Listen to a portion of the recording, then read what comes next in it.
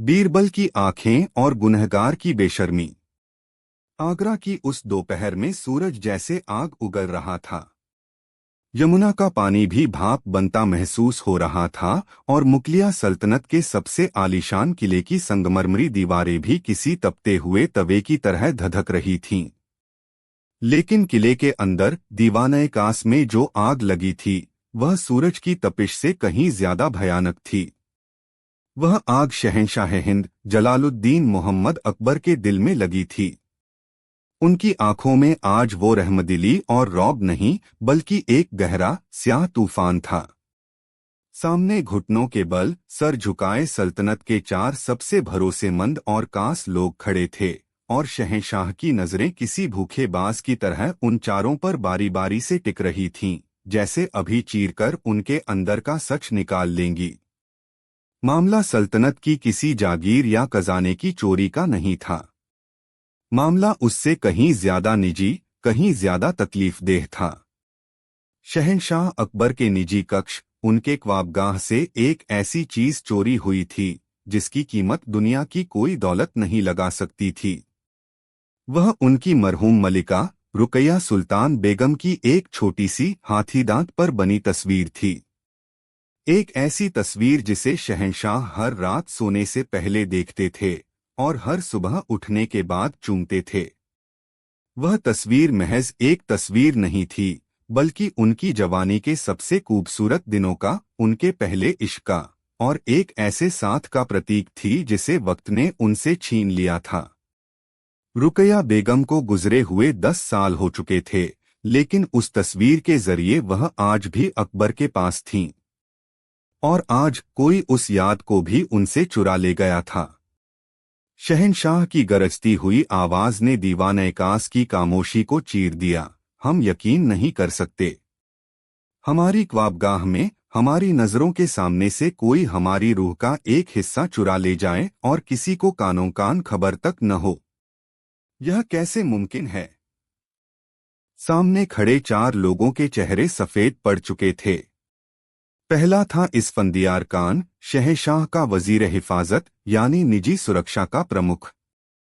50 साल का, इस्पात जैसी आंखों और पत्थर जैसे चेहरे वाला एक पठान जिसकी वफादारी की मिसालें दी जाती थीं। उसकी इजाजत के बिना परिंदा भी शहंशाह के कक्ष में पर नहीं मार सकता था। दूसरा था रहीम बख्श, शहंशाह का कादिम-ए-कास। 70 साल का एक बुजुर्ग जिसकी कमर वक्त के बोझ से झुक गई थी, लेकिन जिसकी नजरें आज भी उतनी ही तेज थीं।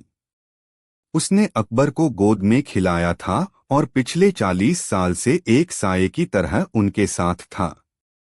तीसरी थी जहांआरा बेगम, हरम की एक दूर की रिश्तेदार अमीरजादी जो कुछ हफ्तों के लिए मेहमान बनकर आई थी। वह अपनी तेज बुद्धि, हाजिर जवाबी और बेबाकी के लिए जानी जाती थी। उसे आज सुबह ही मलिका सलीमा बेगम के साथ शहंशाह के कक्ष में कुछ गुफ्तगू के लिए बुलाया गया था। और चौथा था फयाज देहलवी, दिल्ली से आया एक नौजवान शायर और मुसव्विर चित्रकार जिसे अपनी कला का एक नायाब नमूना दिखाने के लिए शहंशाह ने खास तौर पर सुबह अपने पास बुलाया था। ये वो चार लोग थे जो आज सुबह से दोपहर के बीच किसी न किसी वजह से शहंशाह के कक्ष के आसपास मौजूद थे। और इन्हीं में से कोई एक चोर था। शहंशाह अकबर ने अपनी कांपती हुई उंगलियों से अपने माथे को मला। उनकी आवाज में गुस्सा अब कम और दर्द ज्यादा था। इसफंदियार खान, तुम कहते हो कि तुम्हारे पहरेदार अपनी जगह से एक पल के लिए नहीं हटे। इसफंदियार ने हिम्मत बटोरकर सर उठाया। आलमपनाह, मेरे सिपाहियों की पलकें भी आपकी इजाजत के बिना नहीं झपकती। मैं अपनी जान दे सकता हूं, लेकिन इस बात की तस्दीक करता हूं कि कोई भी बाहरी शख्स अंदर नहीं आया। जो भी हुआ है इन दीवारों के भीतर ही हुआ है। उसकी आवाज में जितनी वफादारी थी उतनी ही बेबसी भी। अकबर की नजरें रहीम बख्श पर पड़ी। और तुम रहीम, तुम तो हमारी परछाई हो। तुमने कुछ नहीं देखा, कुछ महसूस नहीं किया। रहीम बख्श की झुर्रियों वाली आंखों से आंसू बह निकले। उसने अपने कांपते हाथों को जोड़कर कहा, मालिक, इस गुलाम की आंखें धोखा खा सकती हैं, पर दिल नहीं। आज सुबह जब मैंने आपकी ख्वाबगाह की सफाई की, तब तक वो मुकद्दस तस्वीर अपनी जगह पर थी। उसके बाद शायर फैयाज साहब और जहांआरा बेगम तशरीफ लाईं। मैं हुक्म के मुताबिक बाहर इंतजार कर रहा था। अब बारी फैयाज की थी। वह नौजवान था, उसकी आंखों में ख्वाब थे, लेकिन इस वक्त खौफ ने उन ख्वाबों को ढक लिया था। शहंशाह आजम, वह हकलाया, मैं तो बस अपनी बनाई एक गजल और एक छोटा सा नक्शा आपको दिखाने आया था। मैंने उस मेज की तरफ देखा भी नहीं जहां वो तस्वीर रखी थी। मेरी गुस्ताखी माफ हो, पर मेरी नजरें तो बस आपके कदमों पर थीं। अकबर ने एक सर्द निगाह उस पर डाली और फिर जहांआरा की तरफ घूमे। जहांआरा उन सब में सबसे शांत थी। उसकी आंखों में न डर था, न घबराहट, बस एक अजीब सी खामोशी और आत्मविश्वास था। उसने अपनी नजाकत भरी आवाज में कहा, जहां पनाह, मैं मलिका आलिया के साथ आपके हुजूर में पेश हुई थी। हम अदब और उसूलों से बंधे हैं। हमारी नजरें हमेशा झुकी रहती हैं। हमने कुछ भी ऐसा नहीं देखा जो अजीब हो। चारों की बातें सुनकर अकबर का सिर चकराने लगा। चारों बेकसूर लग रहे थे और चारों ही शक के दायरे में थे। यह चोरी नहीं थी, यह सीधे सीधे शहंशाह की इज्जत और उनके जज्बातों पर हमला था। गुनहगार इन्हीं में से एक था, और वह इतनी सफाई और बेशर्मी से झूठ बोल रहा था कि सच और झूठ का फर्क मिट गया था। तभी दीवाने-कास का पर्दा हटा और बीरबल ने अंदर कदम रखा।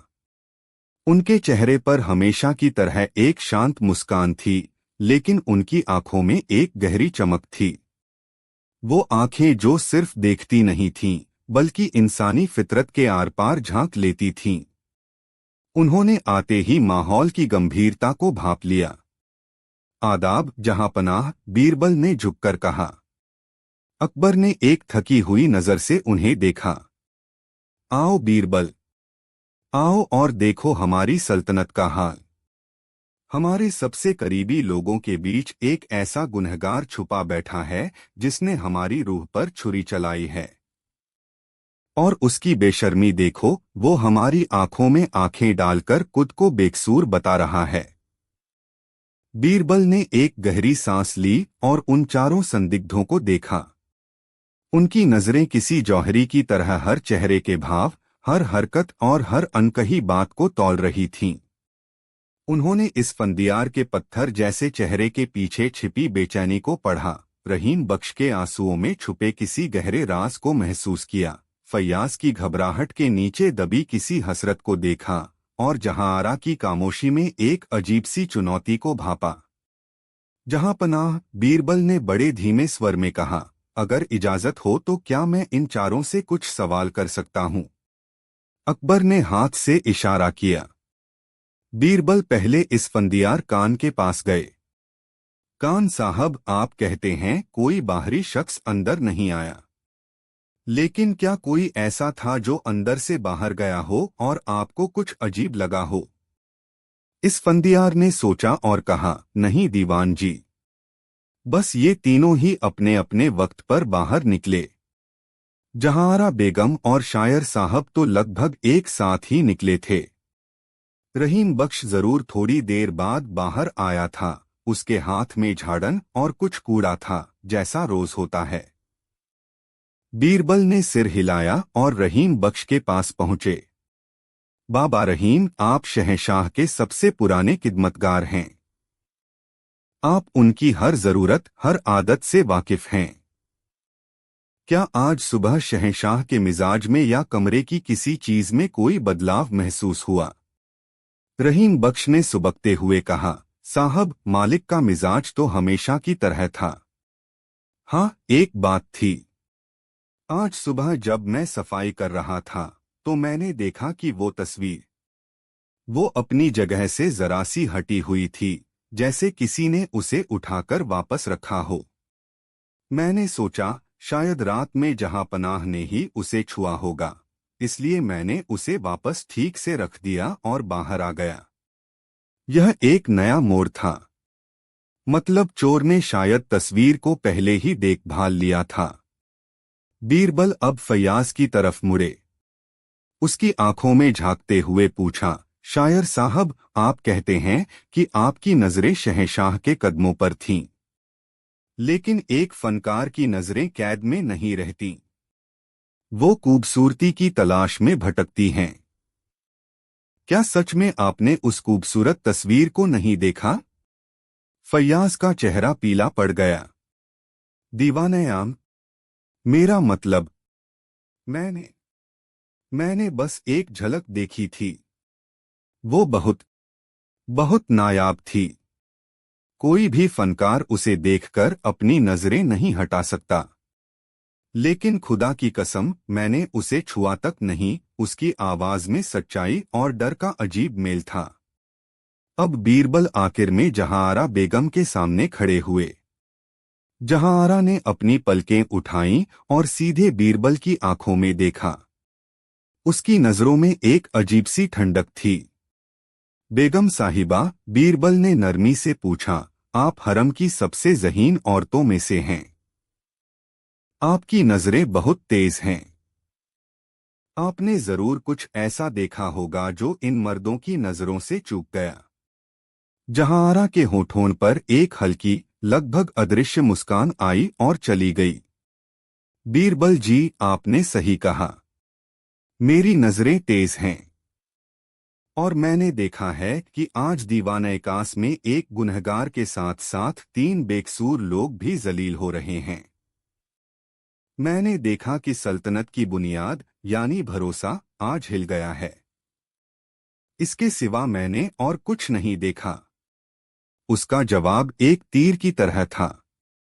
उसने न सिर्फ सवाल को टाला, बल्कि बीरबल और शहंशाह पर ही एक तंज कस दिया।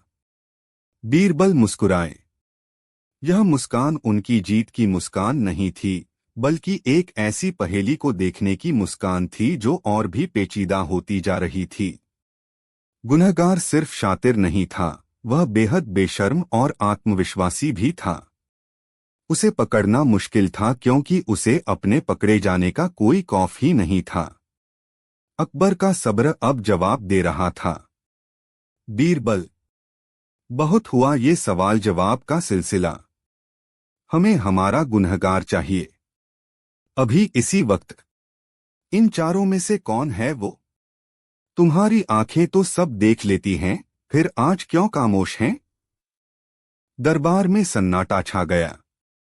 सबकी नजरें बीरबल पर थीं। चारों संदिग्धों की सांसें रुकी हुई थीं। इस फंदियार कान पसीने से तर था। रहीम बख्श की आंखें बंद थीं जैसे किसी फैसले का इंतजार कर रहा हो। फैयाज जमीन को घूर रहा था और जहांआरा बेगम, वह अभी भी बीरबल को ही देख रही थी। उसकी आंखों में एक अजीब सी चुनौती थी, जैसे कह रही हो, हिम्मत है तो पकड़कर दिखाओ। बीरबल की आंखें, हाँ, बीरबल की आंखें ही इस पहेली का केंद्र थीं। उन्होंने अपनी नजरें एक बार फिर उन चारों पर घुमाईं। हर चेहरे पर एक नकाब था और नकाब के पीछे छुपा था एक राज। बीरबल जानते थे कि गुनहगार कौन है। उनकी आंखों ने नहीं, उनके दिमाग ने और इंसानी फितरत की उनकी समझ ने यह भांप लिया था। लेकिन उनके पास कोई सबूत नहीं था।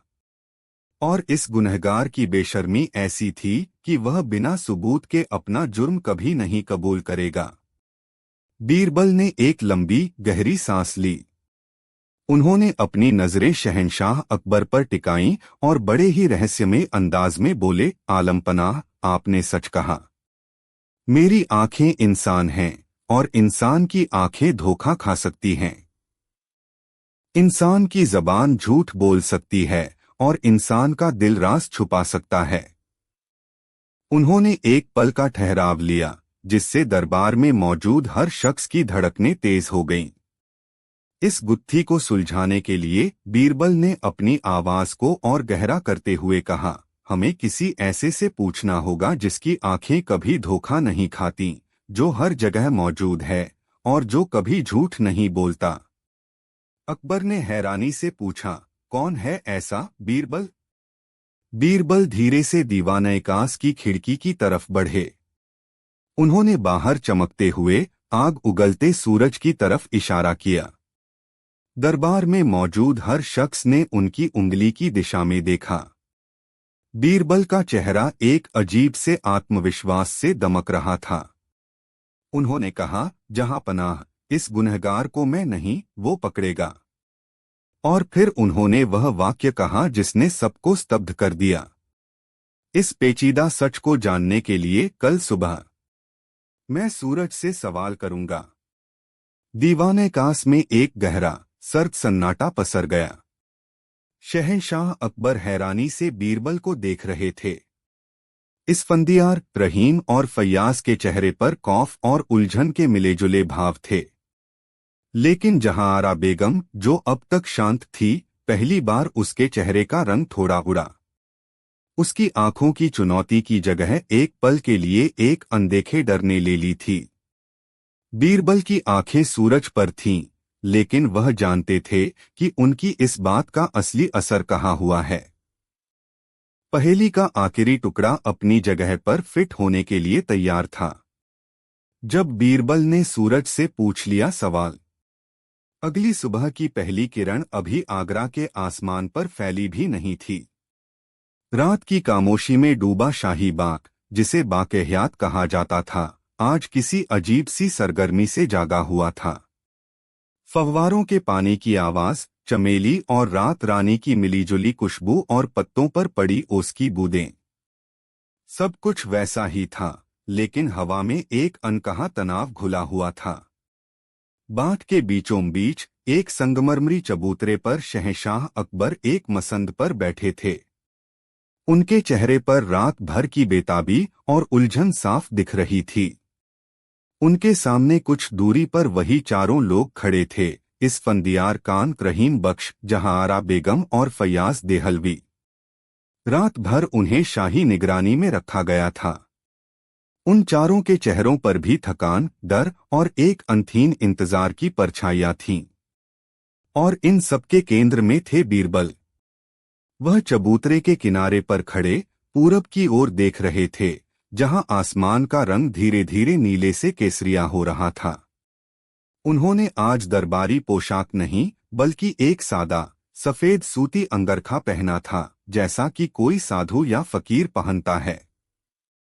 उनके हाथ में कोई हथियार या किताब नहीं, बल्कि यमुना के किनारे उगने वाली सरकंडे की चार पतली, एक बराबर लंबाई की छड़ियां थीं। माहौल किसी अदालत जैसा नहीं, बल्कि किसी रहस्यमय अनुष्ठान जैसा लग रहा था। दरबारी और सिपाही दूर खड़े कानाफूसी कर रहे थे। क्या दीवान जी सच में सूरज से बात करेंगे? क्या यह कोई जादूटोना है? कहीं शहंशाह के गुस्से से बचने के लिए बीरबल ने अपना दिमाग तो नहीं खो दिया? बीरबल इन सब बातों से बेपरवाह थे। जैसे ही पूरब में सूरज की पहली सुनहरी किरण ने क्षितिज को छुआ और बाग के पेड़ों पर पड़ी ओस की बूंदों को मोतियों की तरह चमकाया, बीरबल हरकत में आए। वह उन चारों के पास गए। उनकी आंखों में वही शांत गहराई थी, लेकिन आज उसमें एक अजीब सी शक्ति भी थी, जैसे वह प्रकृति की किसी गुप्त भाषा को जानते हों। आप चारों यहाँ मौजूद हैं, बीरबल की आवाज सुबह की ताजी हवा में गूंजी। और आप चारों के ऊपर एक ही इल्जाम है। आप में से 3 बेकसूर हैं और एक गुनहगार। लेकिन उस एक गुनहगार की बेशर्मी ने 3 बेगुनाहों को भी उसी कटघरे में खड़ा कर दिया है। उन्होंने एक नजर जहांआरा पर डाली, जिसके चेहरे पर जबरदस्ती का बनाया हुआ संयम था। मैंने कल कहा था कि मैं सूरज से सवाल करूंगा। सूरज, जो इस दुनिया का सबसे बड़ा गवाह है। वह हर महल और हर झोंपड़ी में झांकता है। वह राजा और रंग को एक ही नजर से देखता है। उसकी रोशनी सच की तरह होती है, जो हर अंधेरे को चीर देती है। और आज वह अपना फैसला सुनाएगा। यह कहते हुए बीरबल ने अपने हाथ में पकड़ी सरकंडे की 4 छड़ियां ऊपर उठाईं। ये 4 छड़ियां हैं। ये बिल्कुल एक बराबर हैं, न कोई छोटी न कोई बड़ी। उन्होंने चारों को बारी बारी से छड़ियां दिखाईं। ये मामूली सरकंडे नहीं हैं। मैंने रात भर इन्हें कास मंत्रों और दुआओं से अभिमंत्रित किया है। उन्होंने एक एक छड़ी इस फंदियार, रहीम, फैयाज और जहांआरा को थमा दी। अब सुनिए कि सूरज ने मुझे क्या बताया है। बीरबल ने अपनी आवाज को और भी रहस्यमय बना लिया। सूरज ने कहा है, बीरबल, इन चारों को ये जादुई छड़ियां दे दो। जो बेकसूर होगा उसकी छड़ी वैसी की वैसी ही रहेगी। लेकिन यहां बीरबल एक पल के लिए रुके और उस एक पल में चारों संदिग्धों के दिलों की धड़कन जैसे रुक सी गई। लेकिन जो असली गुनहगार है, जिसने शहंशाह के जज्बातों से खिलवाड़ किया है, उसकी छड़ी सूरज के खौफ से, उसके ताप से और उसके इंसाफ के डर से आज रात कुद बकुद 2 अंगुल लंबी हो जाएगी। यह सुनते ही वहां खड़े लोगों में एक खामोश लहर दौड़ गई। फैयाज की आंखें डर से फैल गईं। रहीम बख्श ने कांपते हाथों से छड़ी को और मजबूती से पकड़ लिया। इस फंदियार कान ने हैरानी से अपनी छड़ी को देखा जैसे वह कोई सांप हो। लेकिन जहांआरा बेगम के चेहरे पर कोई भाव नहीं आया। उसने बस छड़ी को अपने नाजुक हाथों में पकड़ लिया और अपनी नजरें झुका लीं। बीरबल ने अपनी बात पूरी की। आप चारों आज का दिन और रात अपने अपने कमरों में गुजारेंगे। कल सुबह इसी वक्त, इसी जगह पर आप सब अपनी अपनी छड़ी लेकर हाजिर होंगे। सूरज की रोशनी में हम देखेंगे कि किसकी छड़ी का कद बढ़ा है। दूध का दूध और पानी का पानी हो जाएगा। शहंशाह अकबर, जो अब तक खामोशी से यह सब देख रहे थे, बीरबल के इस अजीबोगरीब तरीके से हैरान थे, लेकिन उन्होंने कुछ नहीं कहा। उन्हें बीरबल की काबिलियत पर भरोसा था। चारों को उनके कमरों में भेज दिया गया। पूरा दिन आगरा के किले में एक अजीब सी बेचैनी में गुजरा। हर कोई कल सुबह का इंतजार कर रहा था। इस फंदियार कान ने अपनी छड़ी को कमरे के कोने में रख दिया और कसरत करने लगा। उसके लिए यह बीरबल का एक और मजाक था। वह जानता था कि छड़ी बेजान है, वह बढ़ नहीं सकती। वह बेकसूर था, उसे कोई डर नहीं था। रहीम बख्श ने अपनी छड़ी को खुदा की तस्वीर के सामने रखा और दुआ में बैठ गया। उसे भी अपनी बेगुनाही पर यकीन था। उसकी चिंता सिर्फ इस बात की थी कि असली चोर पकड़ा जाए और उसके मालिक को सुकून मिले। शायर फैयाज देहलवी ने अपनी छड़ी को बिस्तर पर रखा और उसे घूरता रहा। वह डरपोक था, लेकिन चोर नहीं था। उसके दिमाग में कजले नहीं, बल्कि बीरबल के शब्द घूम रहे थे। क्या सच में छड़ी बढ़ जाएगी? नहीं नहीं, ये कैसे हो सकता है? उसने खुद को समझाया और सो गया। लेकिन चौथे कमरे में, जहांआरा बेगम के कक्ष में, माहौल कुछ और था। रात गहरा चुकी थी। जहांआरा अपने आलीशान बिस्तर पर बैठी थी, लेकिन उसकी आंखों में नींद नहीं थी। उसके हाथ में वही सरकंडे की छड़ी थी। दिन भर वह शांत रही थी, दुनिया को यह दिखाती रही कि उसे किसी बात का फर्क नहीं पड़ता। लेकिन अंदर उसके दिमाग में एक तूफान चल रहा था। यह बीरबल, यह कोई आम इंसान नहीं है। यह शैतान है। क्या सच में उसकी छड़ियों में कोई जादू है? क्या सच में यह 2 अंगुल बढ़ जाएगी? वह एक अमीरजादी थी, पढ़ी लिखी थी, लेकिन उस जमाने के वहम और यकीन उसके दिल में भी घर किए हुए थे।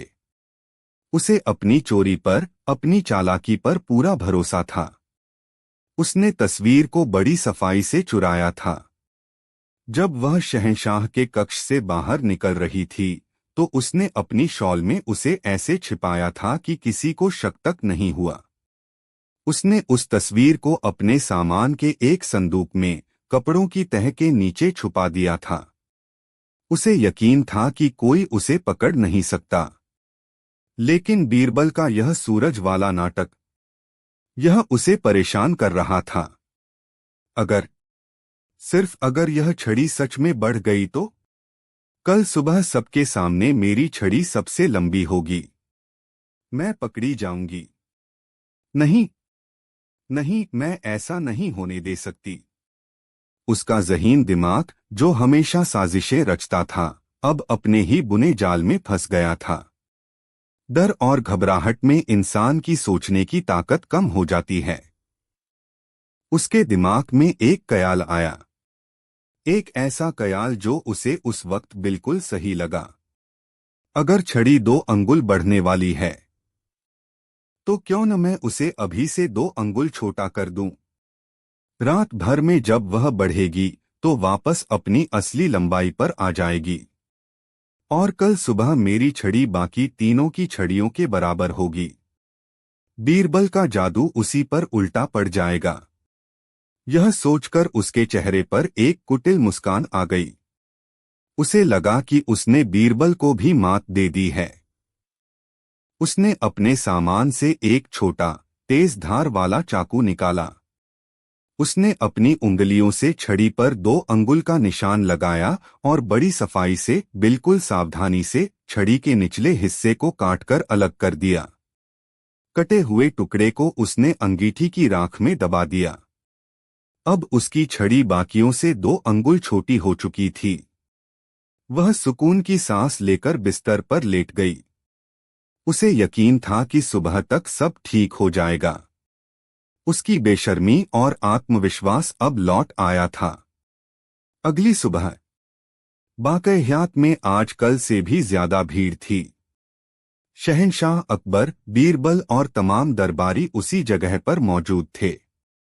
सूरज की सुनहरी रोशनी पूरे बाग को नहला रही थी।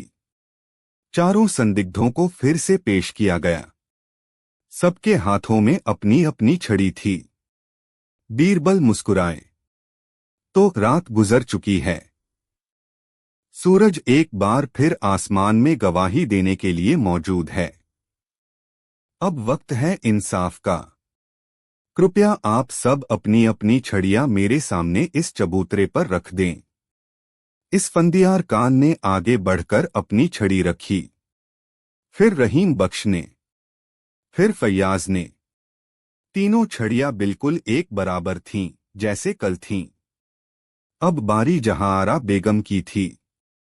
वह पूरे आत्मविश्वास के साथ आगे बढ़ी।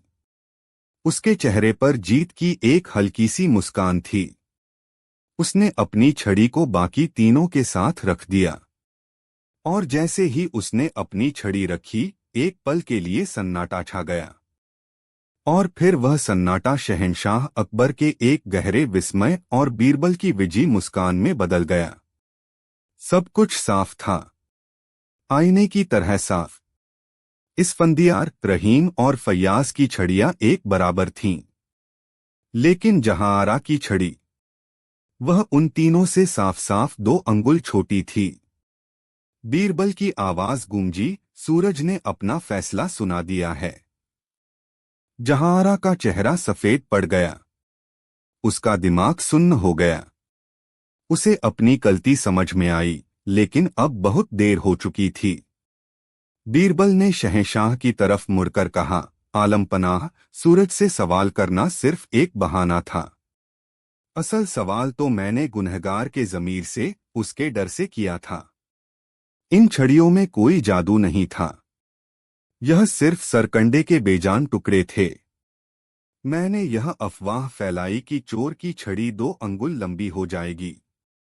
उन्होंने अपनी नजरें हक्की बक्की खड़ी जहांआरा पर टिकाईं। जो बेकसूर थे, उन्हें कोई डर नहीं था। वो जानते थे कि बेजान लकड़ी बढ़ नहीं सकती। इसलिए उन्होंने अपनी छड़ियों को छुआ तक नहीं। लेकिन चोर, चोर के मन में हमेशा डर होता है। उसे बीरबल के जादू पर यकीन हो गया। उसे लगा कि उसकी छड़ी सच में बढ़ जाएगी और वह पकड़ा जाएगा। इसलिए अपने पकड़े जाने के डर से उसने रात में ही अपनी छड़ी को 2 अंगुल काट दिया, यह सोचकर कि सुबह तक वह बढ़कर बाकियों के बराबर हो जाएगी। बीरबल ने आगे बढ़कर जहांआरा की छोटी छड़ी को उठाया। इस छोटी छड़ी ने ही अपनी कहानी खुद बयान कर दी है। यही है आपका गुनहगार जहांपना। सबकी आंखें जहांआरा पर थीं। उसका सारा आत्मविश्वास, सारी बेशर्मी, सारा एक पल में चकनाचूर हो गया था। वह घुटनों के बल जमीन पर गिर पड़ी। क्यों? शहंशाह अकबर की आवाज में गुस्सा नहीं बल्कि एक गहरी पीड़ा थी। जहांआरा, क्यों? दौलत चाहिए थी, शोहरत चाहिए थी। तुम मांगती, हम तुम्हें जागीर दे देते। लेकिन तुमने हमारी यादों पर हमला क्यों किया? जहांआरा ने रोते हुए अपना सिर उठाया। उसकी आंखों में अब आंसू थे, लेकिन उन आंसुओं के पीछे सालों की दबी हुई नफरत और जलन की आग थी। क्योंकि मैं रुकैया बेगम से हमेशा नफरत करती थी, वह चीखी। वह हर चीज में मुझसे बेहतर थीं। उनकी खूबसूरती, उनकी अक्ल और शहंशाह की आंखों में उनके लिए मोहब्बत। मेरे खानदान ने हमेशा मुगलिया सल्तनत की खिदमत की, लेकिन शोहरत हमेशा रुकैया के खानदान को मिली। वह मर गईं, लेकिन आज भी उनकी याद इस महल पर और आपके दिल पर राज करती है। बीरबल की 3 सेकंड की बात और झूठ बोलने वाला राजा बेनका। आगरा के दीवान-ए-खास में उस दिन खामोशी भी सांसें ले रही थी। संगमरमरी दीवारों पर की गई पच्चीकारी में जड़े कीमती पत्थर भी जैसे अपनी चमक रोककर होने वाली गुफ्तगू को सुनने की कोशिश कर रहे थे। हवा में इत्र की महक के साथ साथ एक अनकहा तनाव भी घुला हुआ था, जो मुगलिया सल्तनत के सबसे आलीशान दरबार में कभी कभार ही महसूस होता था। तख्ते ताउस पर शहंशाह हिंद जलालुद्दीन मोहम्मद अकबर विराजमान थे। उनके चेहरे पर एक बादशाह का रौब तो था, लेकिन उनकी आंखों के कोनों में एक गहरी उलझन भी थी। उनके ठीक सामने एक सजेदजे मसंद पर उनके मेहमान पड़ोसी रियासत देवगढ़ के राजा विजय सिंह बैठे थे।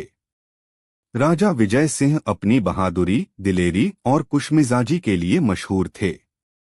उनका कद लंबा, चेहरा रौबदार और आवाज ऐसी थी कि जब वो बोलते थे तो लगता था जैसे पहाड़ों में कोई झरना बह रहा हो। वो पिछले 3 दिनों से आगरा में शहंशाह के मेहमान थे और इन 3 दिनों में उन्होंने अपनी बातों और अपने अंदाज से सबका दिल जीत लिया था। लेकिन आज का दिन अलग था। आज दोनों सल्तनतों के बीच एक नए अमन के समझौते पर आखिरी मुहर लगनी थी।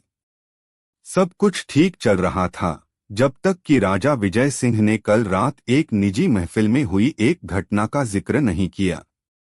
उन्होंने बड़े ही नाटकीय अंदाज में बताया था कि कैसे कुछ हफ्ते पहले सरहद पर मुगलिया फौज की एक छोटी टुकड़ी ने गलतफहमी में उनकी रियासत में घुसकर कुछ गांव वालों को परेशान करने की कोशिश की, और कैसे फिर उन्होंने यानी राजा विजय सिंह ने खुद अपनी तलवार लेकर अपने मुट्ठी भर जांबाजों के साथ मुगलिया फौज को न सिर्फ पीछे खदेड़ा बल्कि उन्हें उनकी गलती का एहसास भी दिलाया।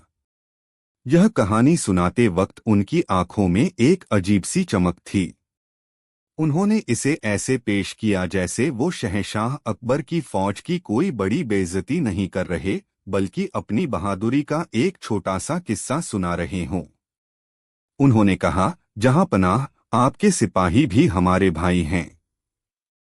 बस जोश में होश खो बैठे थे। हमने तो बस उन्हें सही रास्ता दिखाया। दरबार में मौजूद मुकल अमीर और सिपहसालार ये सुनकर अपमान से सुलग उठे थे। अपनी फौज के बारे में ऐसी बात सुनना उनके लिए नाकाबिले बर्दाश्त था। लेकिन शहंशाह के सामने मेहमान राजा की बात काटना भी तहजीब के खिलाफ था। शहंशाह अकबर एक बेहद मुश्किल स्थिति में फंस गए थे। अगर वो राजा की बात को सच मान लेते हैं तो यह अपनी ही फौज की बेइज्जती होगी, जिसका मनोबल पर बहुत बुरा असर पड़ेगा।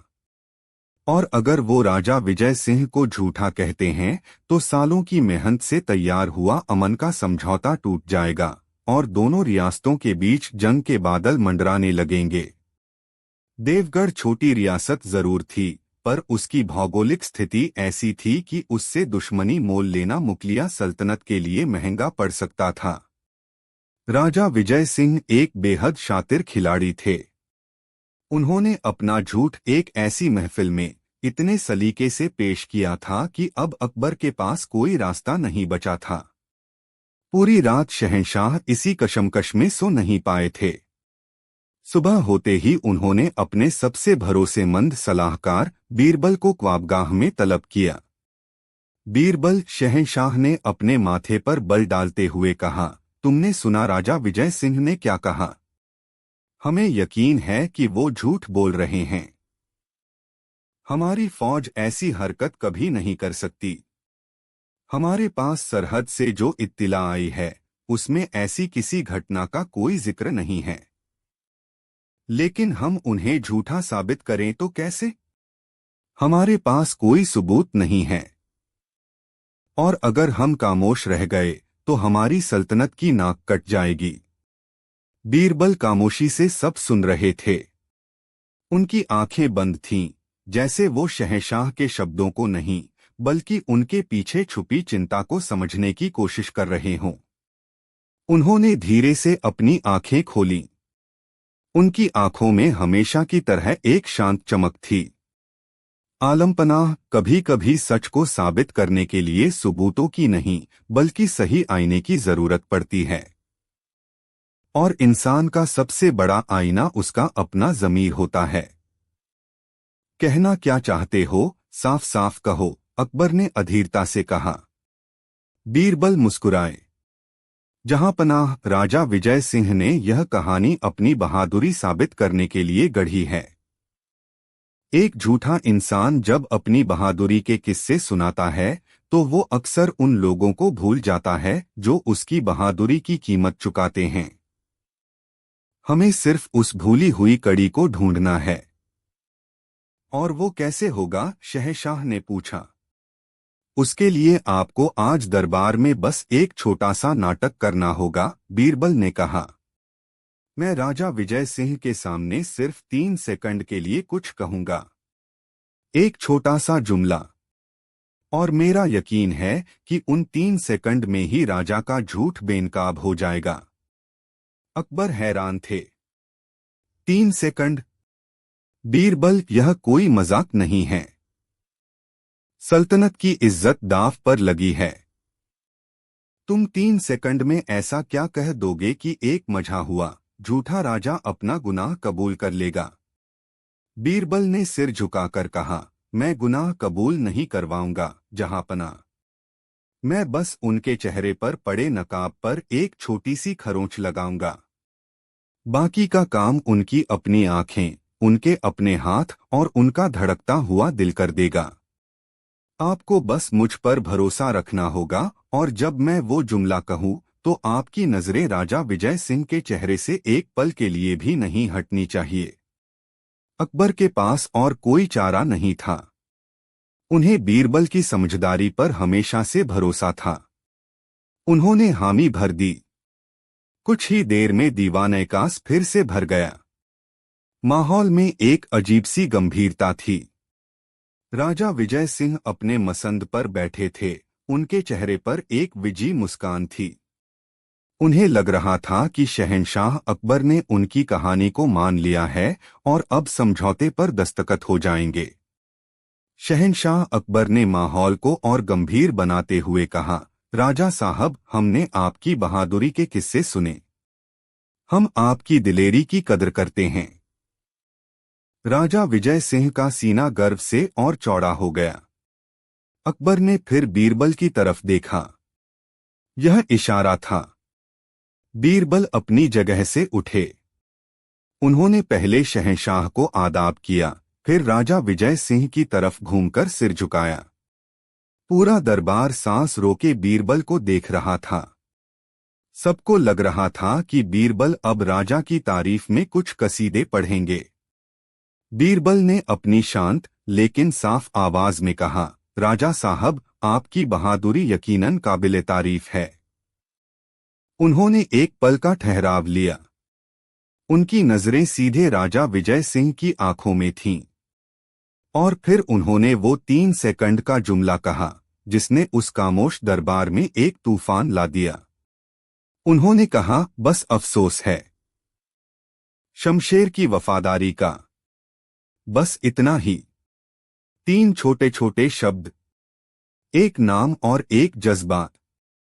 यह कोई इल्जाम नहीं था, कोई सवाल नहीं था। यह बस एक अधूरा सा अफसोस भरा जुमला था। दरबार में बैठे ज्यादातर लोगों को इसका मतलब समझ नहीं आया। शमशेर? कौन शमशेर? वे एक दूसरे से कानाफूसी करने लगे। लेकिन शहंशाह अकबर की नजरें बीरबल के कहे अनुसार राजा विजय सिंह पर गड़ी हुई थीं। और उन्होंने वो देख लिया जो बीरबल दिखाना चाहते थे। जैसे ही शमशेर का नाम राजा विजय सिंह के कानों में पड़ा, एक पल के लिए, सिर्फ एक पल के लिए, उनके चेहरे पर जो विजी मुस्कान थी वो कांच की तरह टूटकर बिखर गई। उनकी आंखों की चमक की जगह एक गहरा, अनजाना खौफ तैर गया। उनके होंठ जो अभी तक तारीफ सुनने के लिए फैले हुए थे, कसकर भींच गए। और सबसे अहम बात, उनका दाहिना हाथ जो उनके घुटने पर आराम से रखा हुआ था, बेख्तियार कसकर मुट्ठी में तब्दील हो गया। उनकी नसें तन गईं, जैसे उन्होंने किसी दर्दनाक याद को पकड़ने या दबाने की कोशिश की हो। यह सब सिर्फ 2 या 3 सेकंड के लिए हुआ। अगले ही पल राजा विजय सिंह ने खुद को संभाल लिया। उन्होंने अपने चेहरे पर वापस वही मुस्कान लाने की कोशिश की और एक अनजान बनते हुए पूछा, शमशेर? मैं समझा नहीं दीवान जी, आप किस शमशेर की बात कर रहे हैं? लेकिन तीर कमान से निकल चुका था। उनका पहला सच्चा रिएक्शन अकबर और बीरबल की पारखी नजरों में कैद हो चुका था। राजा का शरीर उनकी जबान से पहले ही सच बोल चुका था। बीरबल मुस्कुराए। उन्होंने राजा के सवाल का कोई जवाब नहीं दिया, बस सिर झुकाकर अपनी जगह पर वापस बैठ गए। दरबार में एक अजीब सा भारी सन्नाटा पसर गया था। राजा विजय सिंह की आवाज में जबरदस्ती का आत्मविश्वास था, लेकिन उनकी आंखें अब बीरबल को घूर रही थीं। उन आंखों में अब दोस्ती नहीं, बल्कि एक दुश्मन के लिए छुपी हुई नफरत और डर था। वो समझ गए थे कि बीरबल ने उनकी दुखती रग पर हाथ रख दिया है। शहंशाह अकबर अब जान चुके थे कि राजा झूठे हैं। बीरबल का 3 सेकंड का दाव काम कर गया था, लेकिन पहेली अभी भी अधूरी थी। राजा बेनकाब तो हो गए थे, पर सिर्फ अकबर और बीरबल की नजरों में। दुनिया के सामने वो अभी भी पाक साफ थे। और सबसे बड़ा सवाल अभी भी हवा में तैर रहा था। यह शमशेर कौन था? और उसकी वफादारी की कहानी का राजा विजय सिंह के झूठ से क्या ताल्लुक था? इस एक नाम के पीछे ऐसा कौन सा राज दफन था जिसने एक राजा के चेहरे से नकाब खींच लिया था? गुत्थी सुलझने की बजाय और भी ज्यादा उलझ गई थी। बीरबल और वो मुजरिम जो हर दिन नया नाम रखता था। दरबार की वो तनाव भरी घटना गुजर गई। राजा विजय सिंह कुछ और दिन मेहमान रहे, लेकिन अब उनकी बातों में पहले जैसी बेबाकी और आंखों में पहले जैसी चमक नहीं थी। वो अक्सर खोए खोए और बेचैन रहते। उनकी नजरें बार बार बीरबल को ढूंढती, जैसे वो यह समझना चाहते हों कि बीरबल उनके बारे में कितना और क्या जानते हैं।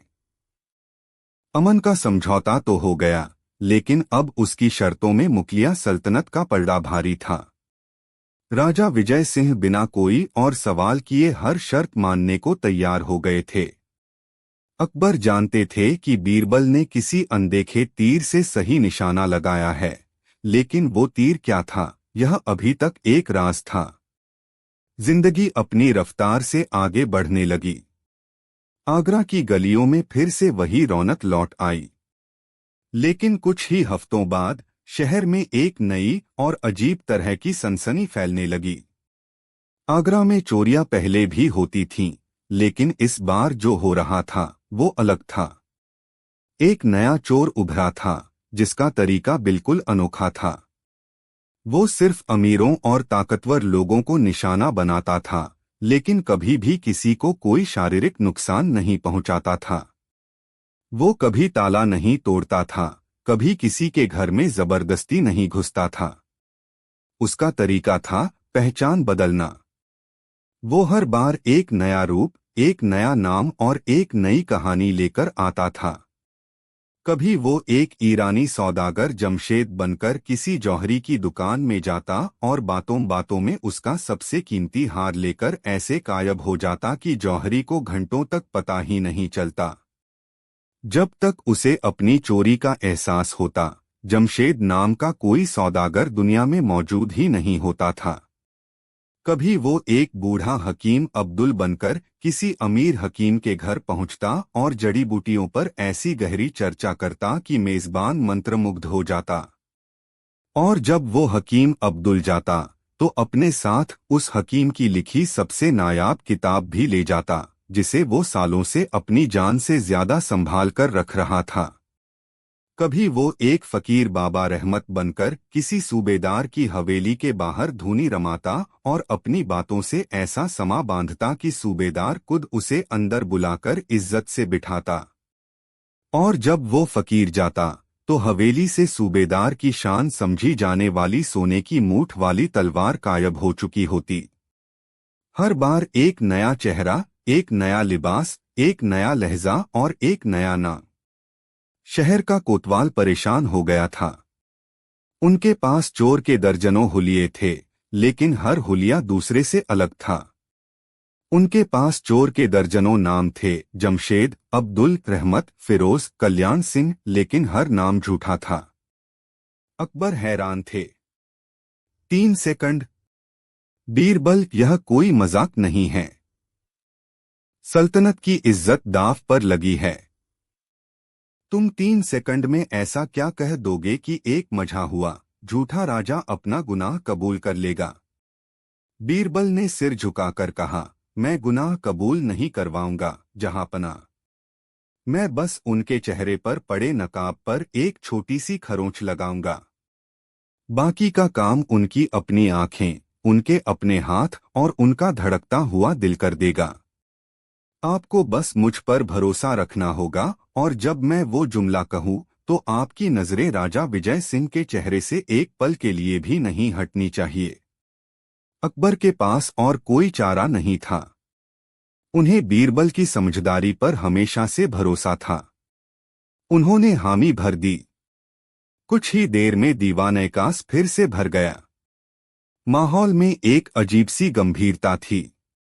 राजा विजय सिंह अपने मसंद पर बैठे थे, उनके चेहरे पर एक विजयी मुस्कान थी। उन्हें लग रहा था कि शहंशाह अकबर ने उनकी कहानी को मान लिया है और अब समझौते पर दस्तखत हो जाएंगे।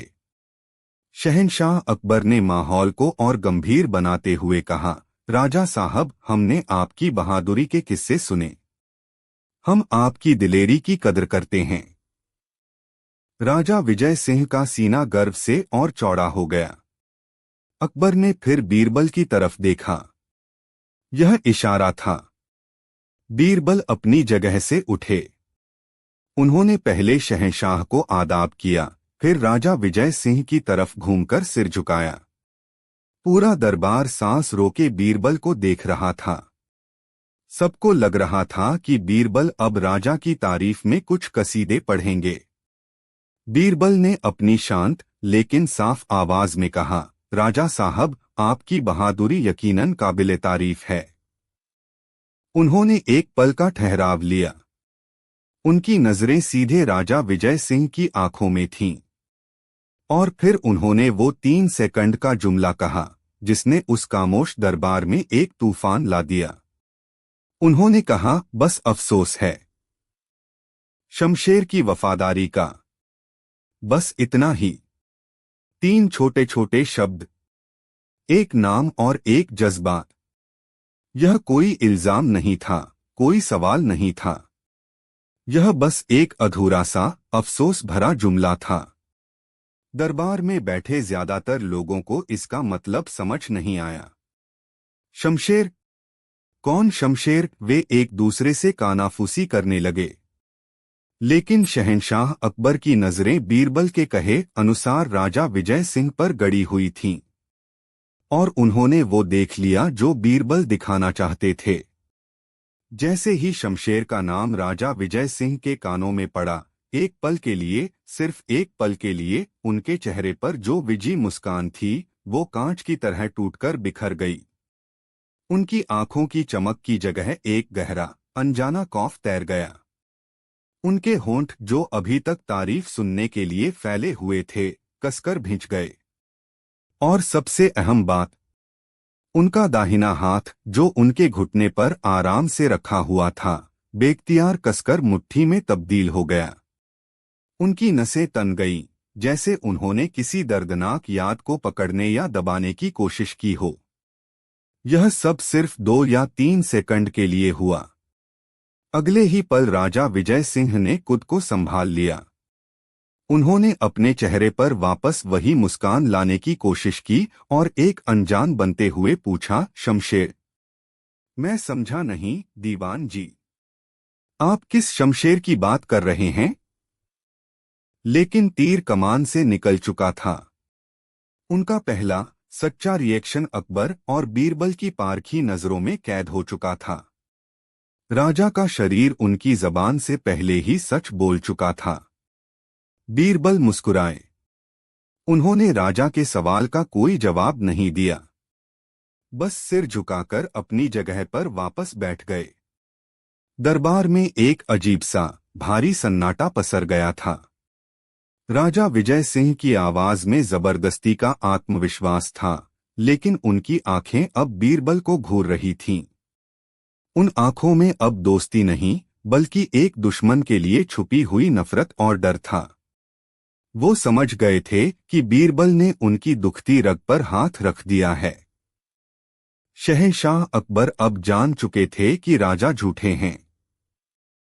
बीरबल का 3 सेकंड का दांव काम कर गया था, लेकिन पहेली अभी भी अधूरी थी। राजा बेनकाब तो हो गए थे, पर सिर्फ अकबर और बीरबल की नजरों में। दुनिया के सामने वो अभी भी पाक साफ थे, और सबसे बड़ा सवाल अभी भी हवा में तैर रहा था। यह शमशेर कौन था, और उसकी वफादारी की कहानी का राजा विजय सिंह के झूठ से क्या ताल्लुक था? इस एक नाम के पीछे ऐसा कौन सा राज दफन था जिसने एक राजा के चेहरे से नकाब खींच लिया था? गुत्थी सुलझने की बजाय और भी ज्यादा उलझ गई थी। बीरबल और वो मुजरिम जो हर दिन नया नाम रखता था। दरबार की वो तनाव भरी घटना गुजर गई। राजा विजय सिंह कुछ और दिन मेहमान रहे, लेकिन अब उनकी बातों में पहले जैसी बेबाकी और आंखों में पहले जैसी चमक नहीं थी। वो अक्सर खोए खोए और बेचैन रहते। उनकी नजरें बार बार बीरबल को ढूंढती, जैसे वो यह समझना चाहते हों कि बीरबल उनके बारे में कितना और क्या जानते हैं। अमन का समझौता तो हो गया, लेकिन अब उसकी शर्तों में मुगलिया सल्तनत का पलड़ा भारी था। राजा विजय सिंह बिना कोई और सवाल किए हर शर्त मानने को तैयार हो गए थे। अकबर जानते थे कि बीरबल ने किसी अनदेखे तीर से सही निशाना लगाया है, लेकिन वो तीर क्या था, यह अभी तक एक राज था। जिंदगी अपनी रफ्तार से आगे बढ़ने लगी। आगरा की गलियों में फिर से वही रौनक लौट आई। लेकिन कुछ ही हफ्तों बाद शहर में एक नई और अजीब तरह की सनसनी फैलने लगी। आगरा में चोरियां पहले भी होती थीं, लेकिन इस बार जो हो रहा था वो अलग था। एक नया चोर उभरा था, जिसका तरीका बिल्कुल अनोखा था। वो सिर्फ अमीरों और ताकतवर लोगों को निशाना बनाता था, लेकिन कभी भी किसी को कोई शारीरिक नुकसान नहीं पहुंचाता था। वो कभी ताला नहीं तोड़ता था, कभी किसी के घर में जबरदस्ती नहीं घुसता था। उसका तरीका था पहचान बदलना। वो हर बार एक नया रूप, एक नया नाम और एक नई कहानी लेकर आता था। कभी वो एक ईरानी सौदागर जमशेद बनकर किसी जौहरी की दुकान में जाता और बातों बातों में उसका सबसे कीमती हार लेकर ऐसे गायब हो जाता कि जौहरी को घंटों तक पता ही नहीं चलता। जब तक उसे अपनी चोरी का एहसास होता, जमशेद नाम का कोई सौदागर दुनिया में मौजूद ही नहीं होता था। कभी वो एक बूढ़ा हकीम अब्दुल बनकर किसी अमीर हकीम के घर पहुंचता और जड़ी बूटियों पर ऐसी गहरी चर्चा करता कि मेजबान मंत्रमुग्ध हो जाता। और जब वो हकीम अब्दुल जाता तो अपने साथ उस हकीम की लिखी सबसे नायाब किताब भी ले जाता, जिसे वो सालों से अपनी जान से ज्यादा संभाल कर रख रहा था। कभी वो एक फकीर बाबा रहमत बनकर किसी सूबेदार की हवेली के बाहर धूनी रमाता और अपनी बातों से ऐसा समा बांधता कि सूबेदार खुद उसे अंदर बुलाकर इज्जत से बिठाता। और जब वो फकीर जाता तो हवेली से सूबेदार की शान समझी जाने वाली सोने की मूठ वाली तलवार गायब हो चुकी होती। हर बार एक नया चेहरा, एक नया लिबास, एक नया लहजा और एक नया नाम। शहर का कोतवाल परेशान हो गया था। उनके पास चोर के दर्जनों हुलिये थे, लेकिन हर हुलिया दूसरे से अलग था। उनके पास चोर के दर्जनों नाम थे, जमशेद, अब्दुल, रहमत, फिरोज, कल्याण सिंह, लेकिन हर नाम झूठा था। वो एक ऐसा मुजरिम था जिसका कोई चेहरा नहीं था, कोई पहचान नहीं थी। वो एक साया था, एक पहेली था। लोगों ने उसे अनाम कहना शुरू कर दिया, वो जिसका कोई नाम नहीं। मामला जब बढ़ते बढ़ते शहंशाह अकबर तक पहुंचा तो उन्होंने यह जिम्मेदारी भी बीरबल को सौंप दी। बीरबल, यह चोर सिर्फ चोरी नहीं कर रहा, यह हमारी हुकूमत की अक्ल को चुनौती दे रहा है। उसे पकड़ो। हम जानना चाहते हैं कि यह कौन है जो हर दिन एक नया नाम और एक नई जिंदगी ओढ़ लेता है। बीरबल ने कोतवाल से अब तक की सारी तफ्तीश की जानकारी ली। उन्होंने हर चोरी की जगह का खुद मुआयना किया।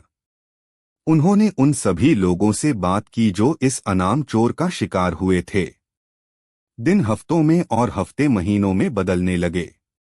चोर की वारदातें जारी रहीं और बीरबल खामोशी से अपनी जांच करते रहे। हर कोई हैरान था कि बीरबल जैसा ज़हीन इंसान भी इस चोर के सामने बेबस कैसे हो गया है। एक दिन अकबर ने तंग आकर पूछ ही लिया, बीरबल, क्या हुआ? क्या तुम्हारी अक्ल ने भी जवाब दे दिया? वो चोर रोज नई चोरी कर रहा है और तुम खामोश हो। बीरबल ने बड़े ही शांत भाव से जवाब दिया, आलमपनाह, मैं खामोश नहीं हूं। मैं उस चोर की कहानी सुन रहा हूं। कहानी? वो चोरियां कर रहा है, कहानी नहीं सुना रहा, अकबर ने झुंझलाकर कहा। जहां पनाह, हर इंसान का काम उसकी कहानी कहता है। मैं यह समझने की कोशिश कर रहा हूं कि वो क्या क्या चुरा रहा है और क्यों चुरा रहा है। वो सोना चांदी, हीरे जवाहरात नहीं चुरा रहा। वो ऐसी चीजें चुरा रहा है जिनका ताल्लुक पैसे से कम और इज्जत, हुनर या यादों से ज्यादा है। वो जौहरी का हार जो उसकी परदादी की निशानी थी। वो हकीम की किताब जो उसके उस्ताद की अमानत थी। वो सूबेदार की तलवार जो उसने एक जंग में धोखे से जीती थी। बीरबल की आंखों में एक नई चमक थी। यह चोर एक आम चोर नहीं है, जहांपना। यह कोई हिसाब बराबर कर रहा है। वो कोई संदेश दे रहा है। हमें चोर को नहीं, उसके संदेश को पकड़ना है। बीरबल ने अपनी जांच का तरीका बदल दिया। अब वो यह नहीं देख रहे थे कि चोरी कहाँ हुई, बल्कि यह देख रहे थे कि जिसका सामान चोरी हुआ है, उसका अतीत क्या है। उन्होंने उन सभी लोगों की पुरानी कहानियां खंगालनी शुरू कर दी और धीरे धीरे एक धुंधली सी तस्वीर साफ होने लगी। जिन जिन लोगों के यहाँ चोरियां हुई थीं, उन सब में एक बात समान थी। वे सब किसी न किसी तरह देवगढ़ रियासत से जुड़े हुए थे। या तो वो वहां से आकर आगरा में बसे थे, या उनके व्यापारिक रिश्ते थे, या उन्होंने देवगढ़ में कोई जमीन जायदाद खरीदी थी। और एक और बात सामने आई। ये सभी लोग पिछले कुछ सालों में बहुत तेजी से अमीर हुए थे। बीरबल का माथा ठनका। तार कहीं न कहीं राजा विजय सिंह और देवगढ़ से जुड़ रहे थे। शमशेर का नाम एक बार फिर उनके दिमाग में कौंध गया। उन्होंने अपनी जांच की दिशा पूरी तरह से देवगढ़ पर मोड़ दी। उन्होंने अपने जासूसों को देवगढ़ भेजा और वहां के आम लोगों के बीच कुछ खास जानकारी इकट्ठा करने को कहा। वो जानना चाहते थे कि राजा विजय सिंह के राज में क्या कोई ऐसा बड़ा अन्याय हुआ था जिसके शिकार कई लोग हुए हों। और फिर एक दिन वो राज सामने आ गया जो महीनों की मेहनत का नतीजा था। बीरबल के एक जासूस ने देवगढ़ के एक दूरदराज के गांव में एक बूढ़ी अंधी औरत का पता लगाया था। वो औरत अकेली रहती थी और लोगों का कहना था कि कुछ साल पहले उसका इकलौता बेटा, जो राजा की फौज में था, एक गद्दारी के जुर्म में मार दिया गया था। बीरबल भेष बदलकर खुद उस गांव पहुंचे। वो एक मुसाफिर बनकर उस बुढ़िया की झोंपड़ी में गए। उन्होंने उससे बातें की, उसकी सेवा की और उसका भरोसा जीता। एक रात जब बाहर बारिश हो रही थी और झोंपड़ी में सिर्फ एक दिए की रोशनी थी, तो उस बुढ़िया ने रोते हुए अपनी कहानी सुनाई। उसने बताया कि उसका बेटा राजा विजय सिंह का सबसे जाबाज और वफादार सिपाही था। वो सिर्फ एक सिपाही नहीं, बल्कि एक बेहतरीन जासूस और बहरूपिया भी था। वो अपनी शक्ल, अपनी आवाज और अपना पूरा वजूद बदलने में माहिर था।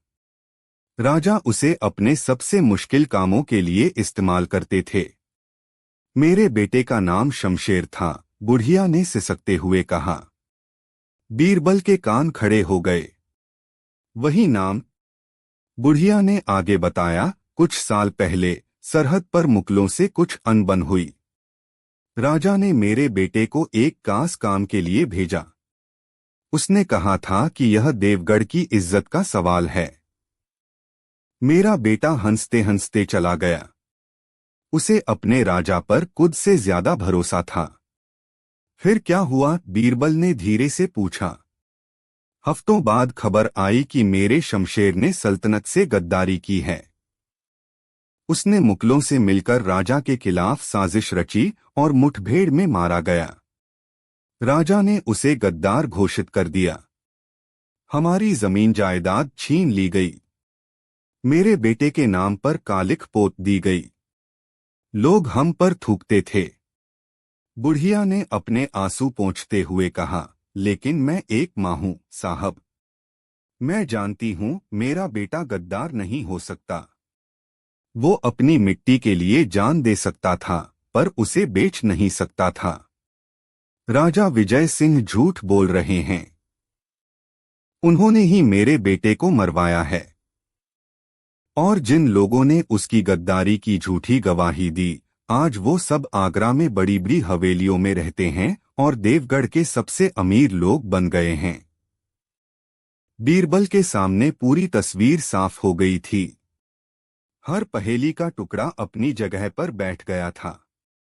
राजा विजय सिंह ने सरहद पर जो बहादुरी की कहानी सुनाई थी, वो झूठी थी।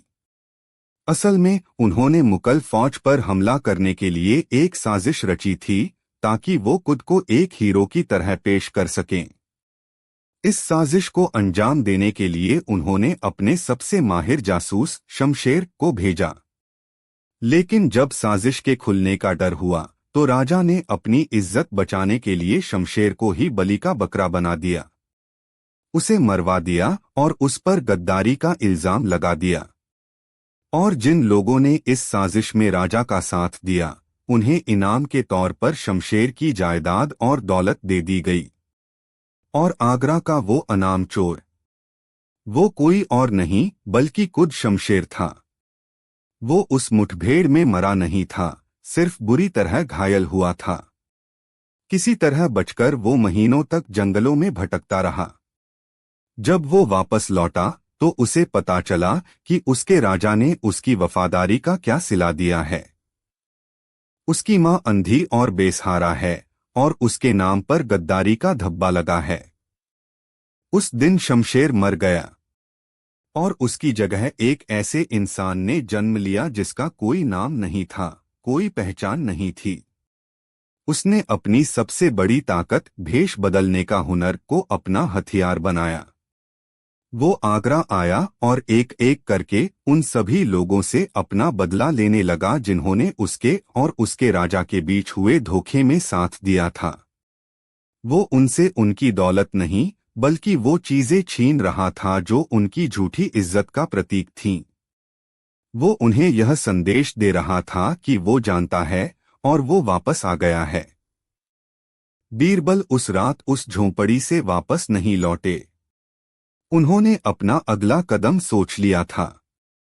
उन्हें शमशेर को पकड़ना नहीं था बल्कि उससे मिलना था। उन्होंने अपने जासूसों के जरिए आगरा में एक अफवाह फैलाई। अफवाह यह थी कि देवगढ़ की सरहद पर एक पुरानी वीरान सराय में एक बूढ़ा खजाना ढूंढने वाला आया है, जिसके पास राजा विजय सिंह के किसी पुराने राज का नक्शा है। बीरबल जानते थे कि शमशेर, जो राजा से जुड़ी हर खबर पर नजर रखे हुए है, इस सराय तक जरूर पहुंचेगा। और वैसा ही हुआ। उस रात अंधेरी सराय में सिर्फ बीरबल अकेले थे, एक मुसाफिर के भेष में। दरवाजा खुला और एक लंबा सांवले रंग का पठान अंदर दाखिल हुआ। उसकी आंखों में गजब की तेजी थी। सुना है तुम्हारे पास कोई नक्शा है बाबा, पठान ने भारी आवाज में कहा। बीरबल मुस्कुराए। नक्शा तो नहीं है, लेकिन एक कहानी जरूर है। एक ऐसे वफादार सिपाही की कहानी जिसे उसी के राजा ने पीठ में छुरा घोंप दिया। पठान के हाथ अपनी कमर पर बंधी तलवार पर चले गए। कौन हो तुम? बीरबल अपनी जगह से उठे। मेरा नाम बीरबल है। और तुम्हारा नाम शमशेर है। या शायद अब तुम्हारा कोई नाम नहीं। शमशेर के चेहरे पर हैरानी और का मिलाजुला भाव आया। उसे यकीन नहीं हो रहा था कि कोई उसकी असली पहचान तक पहुंच सकता है। मैं तुमसे लड़ने नहीं आया शमशेर, बीरबल ने नरमी से कहा। मैं तुम्हारी कहानी सुनने आया हूं। तुम्हारी माँ ने मुझे सब बता दिया है। माँ का नाम सुनते ही शमशेर के पत्थर जैसे चेहरे पर एक दर्द की लहर दौड़ गई। उसकी तलवार वाली पकड़ ढीली पड़ गई।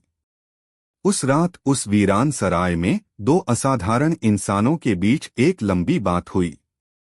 शमशेर ने अपनी पूरी कहानी, अपना दर्द, अपना गुस्सा और अपना बदला, सब कुछ बीरबल के सामने रख दिया। बीरबल ने खामोशी से सब सुना। जब शमशेर ने अपनी बात खत्म की तो बीरबल ने कहा, तुमने जो किया वो इंसाफ नहीं, बदला है शमशेर। और बदले की आग में इंसान खुद जल जाता है। तुम एक वफादार सिपाही थे, चोर नहीं। तुम अपनी पहचान वापस क्यों नहीं लेते? क्या फायदा? शमशेर कड़वाहट से हंसा। कौन यकीन करेगा मेरी बात पर? एक तरफ एक राजा है और दूसरी तरफ एक अनाम चोर। दुनिया राजा को ही सच मानेगी। दुनिया माने या न माने, बीरबल ने कहा, लेकिन शहंशाह हिंद तुम्हारी बात पर यकीन करेंगे, क्योंकि सच की अपनी एक ताकत होती है। बीरबल ने शमशेर को गिरफ्तार नहीं किया, बल्कि उसे अपने साथ आगरा ले आए। उन्होंने उसे शहंशाह अकबर के सामने पेश किया। जब अकबर ने शमशेर की पूरी कहानी सुनी तो उनकी आंखें भी नम हो गईं। उन्होंने उसी वक्त राजा विजय सिंह को एक फरमान भेजा। फरमान में सिर्फ इतना लिखा था, आपका पुराना दोस्त शमशेर आपसे मिलना चाहता है। हमने उसे आगरा में रोक रखा है। यह खत पढ़ते ही राजा विजय सिंह के पैरों तले जमीन खिसक गई। वो समझ गया कि उसका खेल खत्म हो चुका है। वो कांपता हुआ आगरा पहुंचा। दीवाने कास में अकबर के सामने जब राजा विजय सिंह ने जिंदा शमशेर को देखा तो वो वहीं घुटनों पर गिर गया। उसका सारा रौब, सारा झूठ एक पल में बिखर गया। उसे कुछ कहने की जरूरत नहीं पड़ी। उसकी आंखों ने ही अपना सारा गुनाह कबूल कर लिया था। शमशेर को उसकी इज्जत और उसकी जायदाद वापस मिल गई। उसकी मां को देवगढ़ से आगरा बुलवा लिया गया और उन्हें शाही संरक्षण में रखा गया। उन सभी लोगों को सजा मिली जिन्होंने राजा के झूठ में उसका साथ दिया था। और राजा विजय सिंह, शहंशाह अकबर ने उसे जंग में नहीं हराया। उन्होंने उसे दुनिया के सामने बेइज्जत भी नहीं किया। उन्होंने उसे सबसे बड़ी सजा दी। उन्होंने उसे जिंदा छोड़ दिया, अपने ही ज़मीर के बोझ के तले। उसे देवगढ़ वापस भेज दिया गया, इस हिदायत के साथ कि वो शमशेर और उसके परिवार को जिंदगी भर एक बड़ी रकम अदा करेगा। उस दिन जब सब कुछ सुलझ गया तो अकबर ने बीरबल से पूछा, बीरबल, हमें एक बात बताओ। तुमने उस दिन दरबार में सिर्फ शमशेर का नाम लिया था। तुम्हें कैसे पता था कि सिर्फ एक नाम से राजा का झूठ बेनकाब हो जाएगा? बीरबल मुस्कुराए। जहांपनाह, जब कोई इंसान अपनी बहादुरी का बड़ा सा खोखला महल बनाता है तो उसकी नींद में हमेशा किसी की वफादारी या किसी के भरोसे की लाश दबी होती है। मुझे बस उस लाश का नाम पता करना था। राजा विजय सिंह अपनी झूठी कहानी में सब कुछ याद रख सकता था, लेकिन वो उस एक नाम को भूल जाना चाहता था जिसे उसने धोखा दिया था। मैंने बस उसे वही नाम याद दिलाया। और कभी-कभी एक भूला हुआ नाम बड़ी बड़ी सल्तनतों से ज्यादा ताकतवर साबित होता है। बीरबल और हंसते हुए खून का राज। वो सावन की एक उमस भरी रात थी। आगरा के आसमान पर बादल तो थे, लेकिन बरसने की बजाय वो बस घुटन और बेचैनी बढ़ा रहे थे। यमुना की लहरों में भी चांद की परछाई कांप रही थी, जैसे किसी अनहोनी के डर से सहमी हुई हो। किले के अंदर, जहां हर रात जश्न और रोशनी का आलम होता था, आज एक अजीब सर्द खामोशी पसरी हुई थी। यह खामोशी किसी तूफान से पहले की शांति नहीं थी, बल्कि तूफान के गुजर जाने के बाद की वीरानी थी। और इस वीरानी का केंद्र था शाही मेहमानखाना, वो हिस्सा जहां सल्तनत के सबसे खास मेहमानों को ठहराया जाता था। मेहमानखाने के सबसे आलीशान कमरे के बाहर शहंशाह हिंद जलालुद्दीन मोहम्मद अकबर खुद मौजूद थे।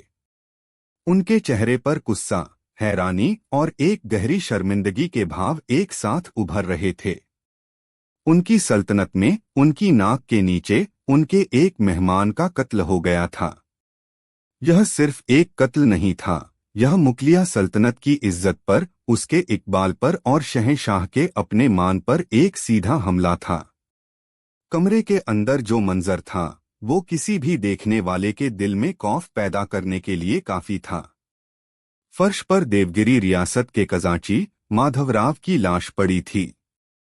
50 साल के माधवराव अपने सख्त मिजाज, अनुशासन और कभी न हंसने वाली आदत के लिए जाने जाते थे।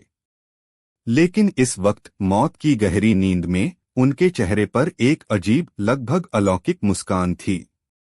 उनके होंठ हल्के से खुले हुए थे, जैसे वो कोई खूबसूरत ख्वाब देखते देखते इस दुनिया से चले गए हों।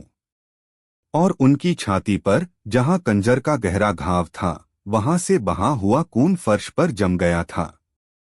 लेकिन उस खून के फैलाव में भी एक अजीब सी लय थी, जैसे किसी ने मुस्कुराते हुए फूल बना दिए हों। यह एक भयानक, बेमेल और दिल दहला देने वाला नजारा था। एक तरफ मौत की विभत्स सच्चाई और दूसरी तरफ सुकून और हंसी का भ्रम। मामले को और भी पेचीदा बनाने वाली बात यह थी कि कमरा अंदर से बंद था। दरवाजे पर मजबूत ताला लगा था, जिसे तोड़ा गया था। खिड़कियों पर लगी लोहे की मोटी सलाखें अपनी जगह पर थीं। कमरे में संघर्ष का कोई निशान नहीं था। ऐसा लग रहा था जैसे माधवराव ने खुद अपने कातिल के लिए दरवाजा खोला हो, उसे अंदर बुलाया हो और फिर खुशी खुशी अपनी जान दे दी हो। शहर का कोतवाल, सिपहसालार और बड़े बड़े अमीर सब वहां मौजूद थे, लेकिन हर किसी की अक्ल चकराई हुई थी। यह कैसा कत्ल था? यह कैसा कातिल था जो अपने पीछे मौत के साथ हंसी छोड़ गया था। लोगों में कानाफूसी शुरू हो गई थी। किसी ने इसे हंसते हुए खून का नाम दे दिया। यह नाम हवा में किसी जहरीली बेल की तरह फैलने लगा, अपने साथ डर और वहम लेकर। शहंशाह अकबर ने अपनी कांपती हुई मुट्ठियों को भींचा। क्या हमारी सल्तनत में एक भी ऐसा शख्स नहीं है जो इस गुत्थी को सुलझा सके? एक कातिल आता है, हमारे मेहमान की जान लेता है और हमारा मजाक उड़ाकर चला जाता है। लानत है ऐसी हुकूमत पर। तभी भीड़ को चीरते हुए बीरबल ने अंदर कदम रखा। उनके चेहरे पर हमेशा की तरह एक शांत भाव था, लेकिन उनकी आंखें कमरे के हर कोने का, हर चीज का और वहां मौजूद हर इंसान के चेहरे का बड़ी बारीकी से जायजा ले रही थीं। उन्होंने शहंशाह को आदाब किया और फिर सीधे लाश के पास जाकर बैठ गए। उन्होंने कत्ल की जगह को नहीं देखा, उन्होंने खून के फैलाव को नहीं देखा। उनकी नजरें सिर्फ और सिर्फ माधवराव के चेहरे पर जमी हुई थीं। उस अजीब सी मुस्कान पर जो मौत से ज्यादा जिंदगी का एहसास करा रही थी। बीरबल अकबर ने कहा, तुम्हारी आंखें तो पत्थर के सीने में छुपे राज भी देख लेती हैं। बताओ यह क्या है? यह किसका काम है? बीरबल ने अपनी नजरें माधवराव के चेहरे से नहीं हटाईं। उन्होंने धीरे से कहा, आलमपनाह, कातिल को ढूंढने से पहले यह समझना होगा कि यह कत्ल क्यों हुआ। हर कत्ल के पीछे एक मकसद होता है, लालच, नफरत, बदला, डर। लेकिन यहां इनमें से कुछ भी नजर नहीं आता। उन्होंने अपनी उंगली से माधवराव के होठों के कोने को छुआ, जैसे किसी सोए हुए इंसान को जगा रहे हों। यह मुस्कान, यह किसी डर या तकलीफ की नहीं है। यह गहरे सुकून की मुस्कान है, जैसे किसी प्यासे को बरसों बाद पानी मिल गया हो, जैसे कोई उम्र भर का बोझ उतर गया हो। बीरबल की बातें वहां खड़े लोगों के लिए बेमानी थीं, लेकिन अकबर जानते थे कि बीरबल की नजरें वो देख रही हैं जो और कोई नहीं देख सकता। तफ्तीश शुरू हुई। शक के दायरे में 3 लोग थे। पहली थी नूरबानो, आगरा की सबसे मशहूर और खूबसूरत रक्कासा, नृत्यांगना। खबर थी कि माधवराव उसके हुस्न और उसकी कला के दीवाने थे और पिछले कुछ दिनों से रोज शाम को उसकी महफिल में जाया करते थे। नूरबानो अपनी तेज जबान और किसी के भी सामने न झुकने वाले अंदाज के लिए जानी जाती थी। जब उसे पेश किया गया तो उसकी आंखों में न डर था, न कोई घबराहट। उसने बड़ी बेबाकी से कहा, हाँ, खजांची साहब मेरी महफिल में आते थे। वो मेरे फन के कदरदान थे, मेरी नहीं। वो घंटों खामोश बैठे रहते थे, जैसे कुछ ढूंढ रहे हों। वो एक दुखी और अकेले इंसान थे।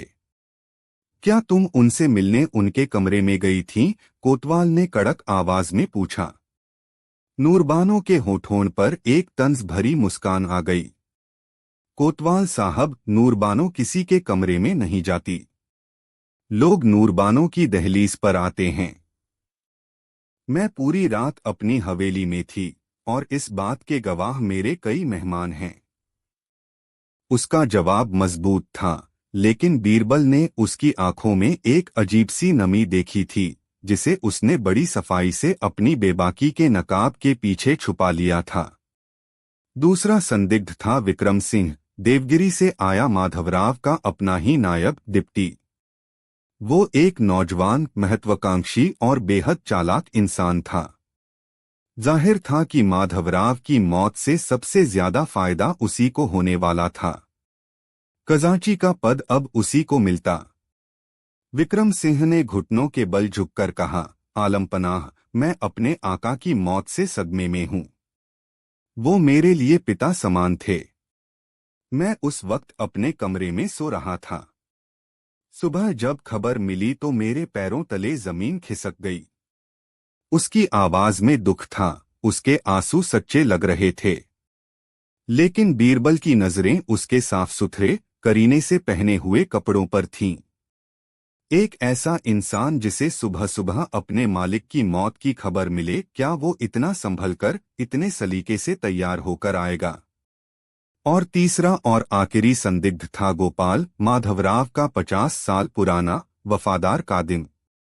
वो एक बूढ़ा, कमजोर और सीधा सादा आदमी था, जिसने अपनी पूरी जिंदगी माधवराव की सेवा में गुजार दी थी। वो लाश के पास ही एक कोने में बैठा, बिना रुके रोए जा रहा था। जब उससे पूछा गया, तो वो सिर्फ इतना कह पाया, मेरा मालिक चला गया, मेरा सब कुछ लुट गया। मैं रात में उन्हें दवा देकर अपने कमरे में चला गया था। मुझे नहीं पता ये किसने किया, क्यों किया। वो तो किसी का बुरा नहीं करते थे। गोपाल का दुख इतना सच्चा और गहरा था कि किसी को भी उस पर शक नहीं हो सकता था। वो तो बस एक टूटा हुआ, बेसहारा बुजुर्ग लग रहा था। तीनों के पास अपनी अपनी जगह पर होने के पुख्ता सबूत थे। नूरबानो अपनी महफिल में थी, विक्रम सिंह और गोपाल अपने अपने कमरों में सो रहे थे। मेहमानखाने के पहरेदारों ने भी कसम खाकर कहा कि उन्होंने रात में किसी को भी माधवराव के कमरे की तरफ जाते नहीं देखा। गुत्थी और भी उलझ गई थी। कत्ल हुआ था, पर कातिल जैसे हवा में गायब हो गया था। दिन गुजर गया, शाम ढलने लगी। दीवाने कास में शहंशाह अकबर का सब्र जवाब दे रहा था। बीरबल, क्या नतीजा निकला तुम्हारी तफ्तीश का? हमारा कातिल कौन है? नूरबानो, विक्रम सिंह या वो बूढ़ा कादिम? बीरबल खामोश खड़े थे। उनकी आंखें बंद थीं, जैसे वो किसी गहरी सोच में डूबे हों।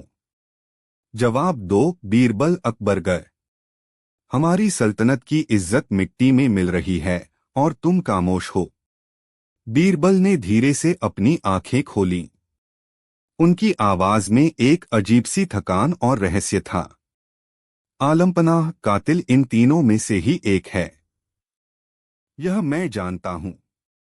तो फिर उसका नाम क्यों नहीं लेते? किसके पास था वो कंजर? किसके हाथों पर लगा है हमारे मेहमान का खून? बीरबल ने एक गहरी सांस ली। जहां पनाह, मुश्किल यह नहीं है कि कातिल कौन है, मुश्किल यह है कि कत्ल हुआ ही नहीं। यह सुनते ही पूरे दरबार में सन्नाटा छा गया। अकबर अपनी जगह पर खड़े हो गए। तुम्हारा दिमाग तो ठीक है बीरबल। हमें लाश नजर आ रही है, कंजर का घाव नजर आ रहा है, और तुम कहते हो कत्ल नहीं हुआ। बीरबल ने सिर झुकाया। आलमपनाह, जो हुआ वो कत्ल की परिभाषा से परे है। उसे समझने के लिए हमें कातिल की नहीं, बल्कि मरने वाले की रूह में झांकना होगा। हमें उस हंसी के पीछे छुपे खून के राज को समझना होगा। बीरबल आगे बढ़े। उन्होंने दरबार के बीचों बीच रखे एक काली तख्त की तरफ इशारा किया।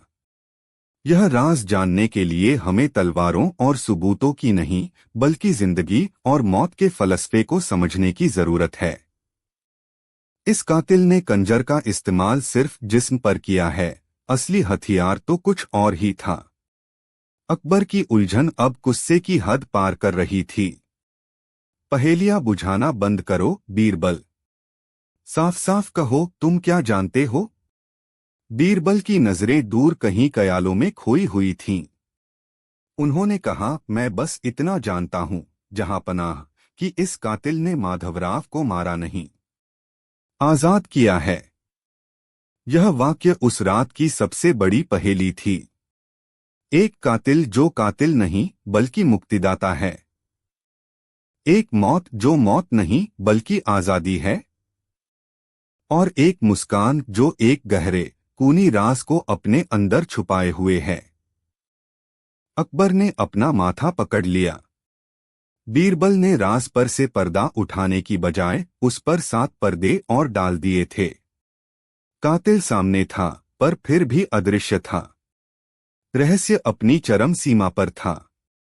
अब यह सिर्फ एक कत्ल का मामला नहीं रह गया था, यह इंसान की समझ और यकीन की हदों को चुनौती देने वाली एक अबूझ पहेली बन चुका था, जिसका जवाब सिर्फ बीरबल के पास था और वो उसे बताने को तैयार नहीं था। बीरबल और अकबर के बीच की सबसे बड़ी शर्त। आजाद किया है। शहंशाह अकबर की आवाज में बर्दाश्त की आखिरी हद का लावा उबल रहा था। बीरबल, क्या तुमने अपना दिमागी तवाजुन खो दिया है? एक शख्स की बेरहमी से जान ले ली गई है और तुम फलसफे बघार रहे हो। हमें इंसाफ चाहिए, कविता नहीं। दरबार में मौजूद हर अमीर, हर वजीर की सांसें रुकी हुई थीं। आज पहली बार शहंशाह और उनके सबसे चहेते सलाहकार के बीच तनाव इतना बढ़ गया था कि हवा में चिंगारियां महसूस हो रही थीं।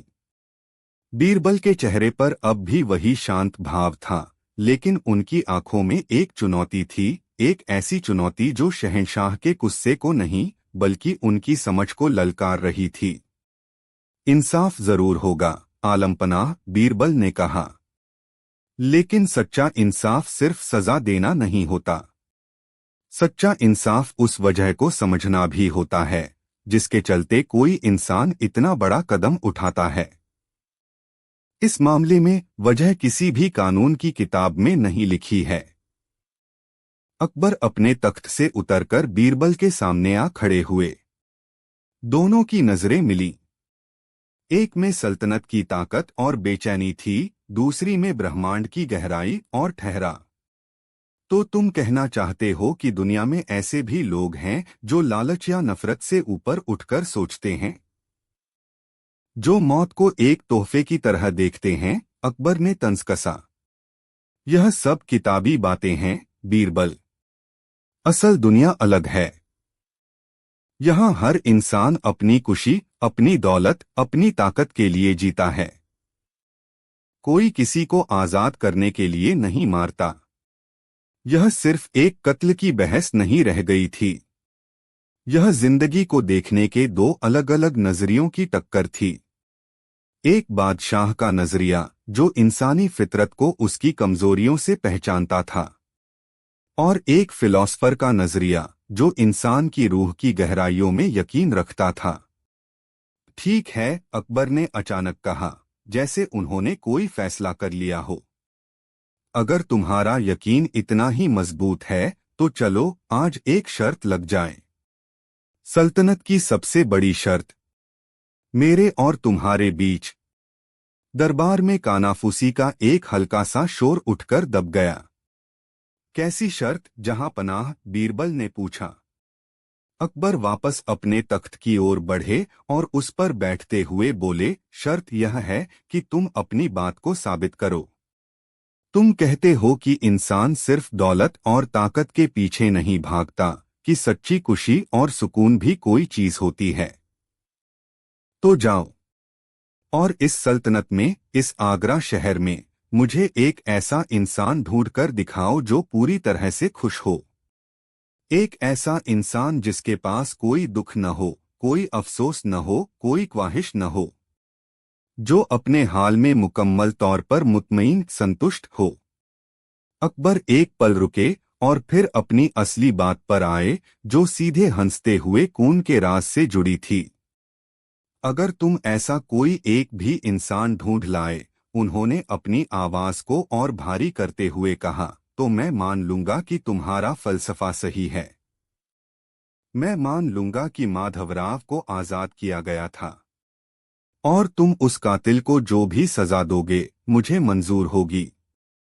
लेकिन उन्होंने अपनी उंगली उठाई, लेकिन अगर तुम ऐसा कोई इंसान नहीं ढूंढ पाए तो तुम मानोगे कि दुनिया वैसी ही चलती है जैसा मैं कहता हूँ, लालच और नफरत से।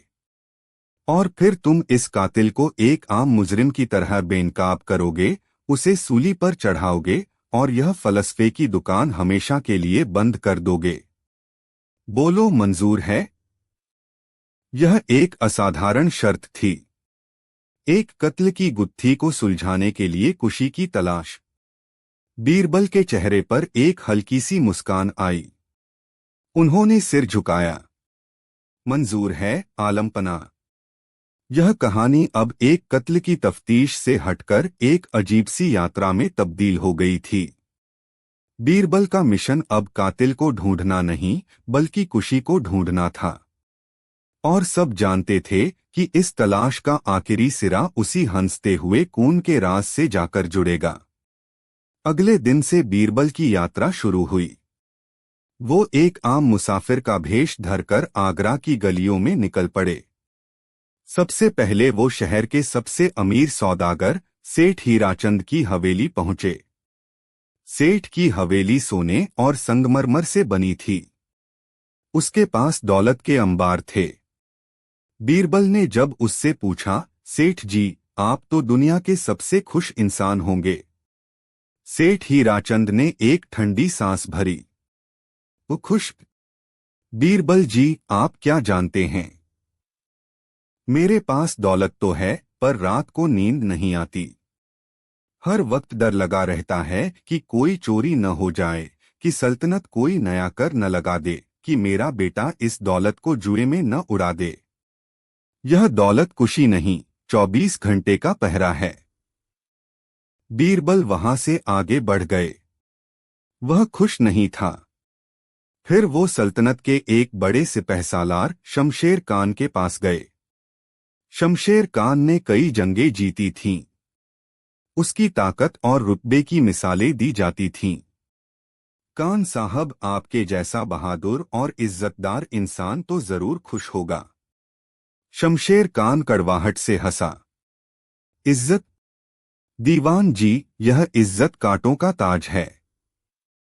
दरबार में हर कोई मेरी जगह लेना चाहता है। हर दोस्त के लिबास में एक दुश्मन छुपा है। मुझे हर पल चौकन्ना रहना पड़ता है। एक गलती और यह सारी इज्जत काक में मिल जाएगी। मैं खुश नहीं, मैं हमेशा एक जंग लड़ रहा हूं। बीरबल ने वहां से भी अपना रास्ता बदल लिया। वो किसानों के बीच गए, मजदूरों से मिले, शायरों और कलाकारों से गुफ्तगू की। हर किसी के पास कुछ न कुछ था, लेकिन हर किसी के पास किसी न किसी चीज की कमी का दुख भी था। किसान को बारिश की चिंता थी, मजदूर को अगले दिन की रोटी की, और शायर को इस बात का गम था कि दुनिया उसकी कला को समझ नहीं रही। कई दिन बीत गए। बीरबल काली हाथ थे। अकबर के दरबार में रोज उनका मजाक उड़ने लगा था। लगने लगा था कि अकबर अपनी शर्त जीत रहे हैं। एक शाम थक-हार कर बीरबल यमुना के किनारे एक पुराने वीरान से मंदिर की सीढ़ियों पर बैठ गए। सूरज डूब रहा था और उसकी लालिमा नदी के पानी पर फैल रही थी। तभी उन्हें किसी के गाने की आवाज सुनाई दी। एक बहुत ही मीठी, सुकून देने वाली आवाज। वो एक भजन गा रहा था। बीरबल आवाज की दिशा में चल पड़े। कुछ दूर एक बड़े से बरगद के पेड़ के नीचे एक अधनंगा फकीर बैठा था। उसके शरीर पर सिर्फ एक लंगोटी थी, बाल बढ़े हुए थे और दाढ़ी उलझी हुई थी।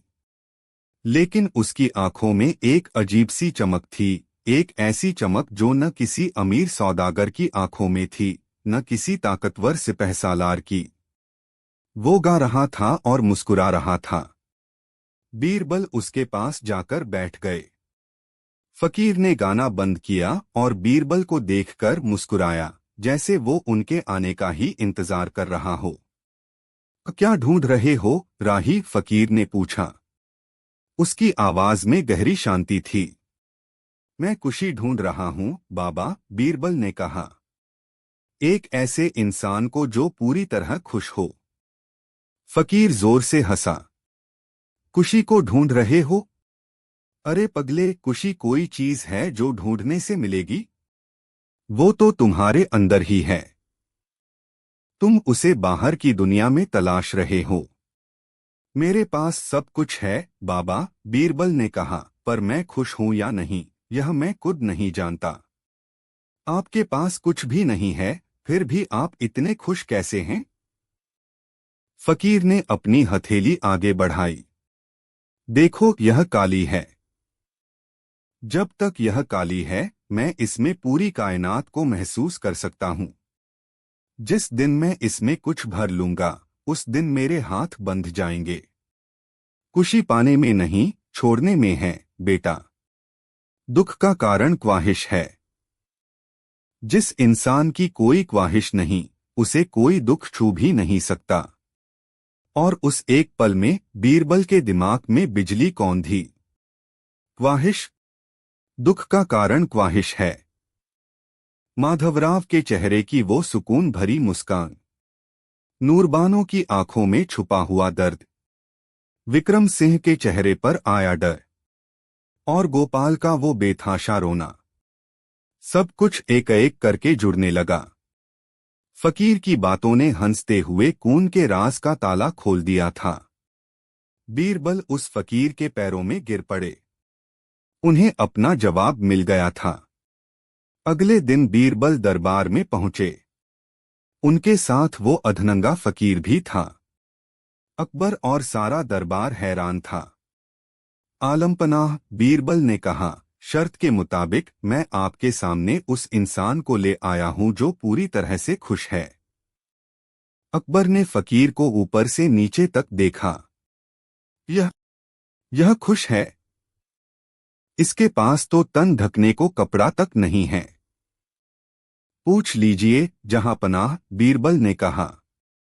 अकबर ने फकीर से पूछा, बाबा क्या तुम्हें कुछ चाहिए? दौलत, जागीर, अच्छा खाना? फकीर मुस्कुराया।